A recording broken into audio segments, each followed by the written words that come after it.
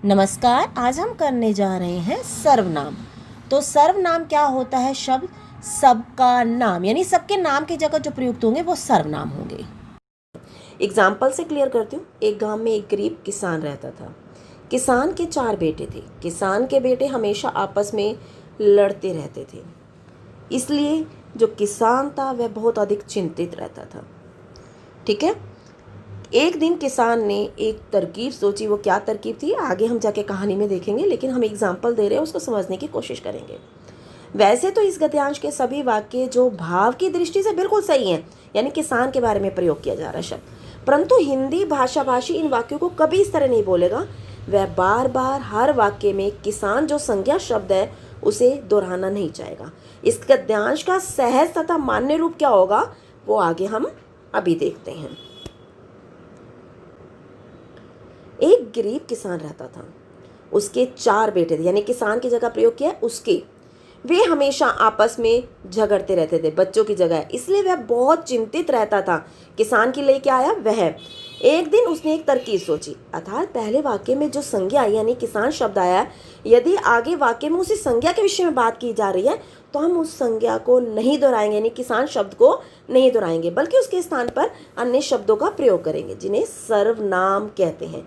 सर्वनाम 2 शब्दों के मेल से बना है, सर्व प्लस नाम, यानी सबका नाम।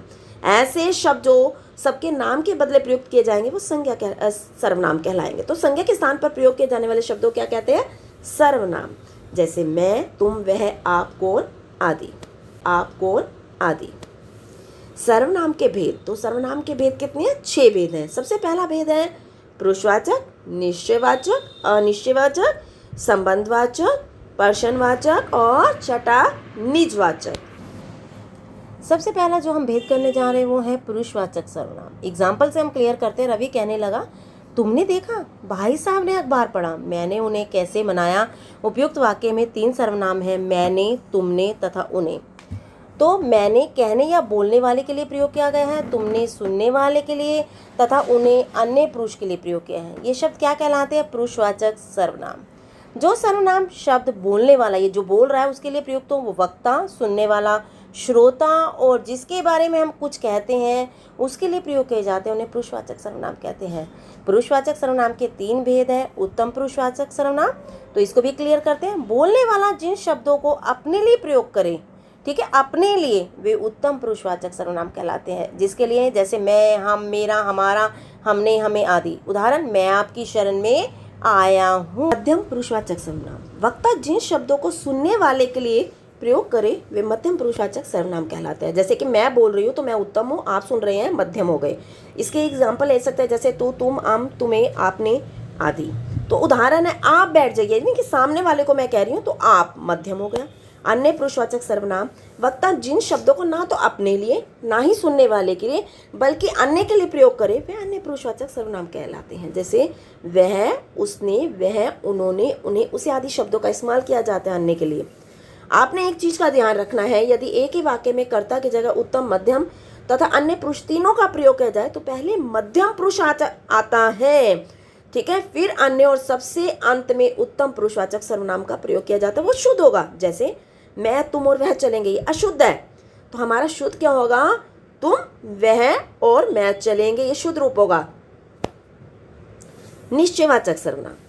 जो सर्वनाम शब्द किसी पास या दूर की वस्तु या व्यक्ति की ओर संकेत करे, यानी निश्चित तौर पे संकेत करे, उन्हें निश्चयवाचक सर्वनाम कहेंगे। इसके लिए हम शब्दों का प्रयोग करते हैं, जैसे यह, वह, ये, वे। समीप की वस्तु के लिए यह और दूर की वस्तु के लिए हम वह का प्रयोग किया जाता है। जैसे यह मेरी साइकिल है और वह राम का विद्यालय है। राम पास में खड़ा है, यह मेरी साइकिल है और राम का विद्यालय। नेक्स्ट हमारा है अनिश्चयवाचक सर्वनाम। जो नाम से स्पष्ट हो रहा है कि निश्चित तौर पे हमें किसी व्यक्ति या वस्तु का बोध न हो। तो जो सर्वनाम किसी निश्चित व्यक्ति या वस्तु की ओर संकेत ना करे या जिनसे किसी निश्चित व्यक्ति या वस्तु का बोध न हो उन्हें अनिश्चयवाचक सर्वनाम कहते हैं। जैसे कोई, कुछ, किसी को आदि। उदाहरण के लिए लेते हैं, मुझे लगता है वहाँ कोई है, कुछ तो है उसके पास। या तीसरा देख सकते हैं उदाहरण, उसने किसी को देखा।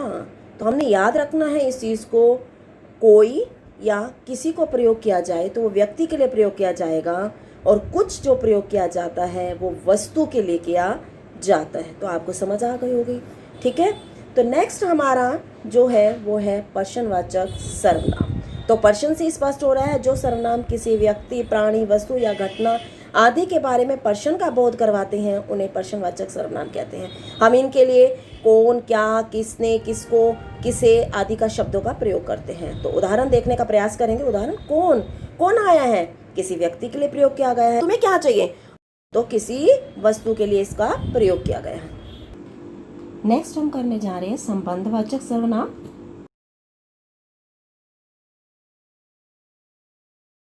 नाम से स्पष्ट हो रहा है कि संबंध पता चलेगा, तो हम परिभाषा क्या देंगे, जो सर्वनाम शब्द वाक्य में किसी दूसरे सर्वनाम से संबंध बताते हैं उन्हें संबंधवाचक सर्वनाम कहते हैं। जैसे जो, सो, जिसने, उसने आदि प्रयोग होगा। उदाहरण, जो मेहनत करेगा वही सफल होगा, जो बेईमानी करेगा उसे नौकरी से निकाल दिया जाएगा।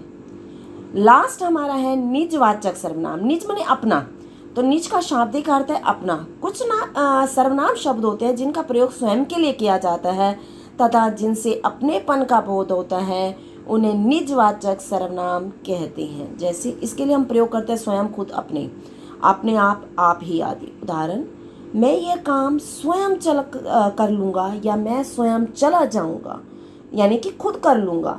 मैं अपने आप पढ़ लूँगा। इसका एग्जाम्पल।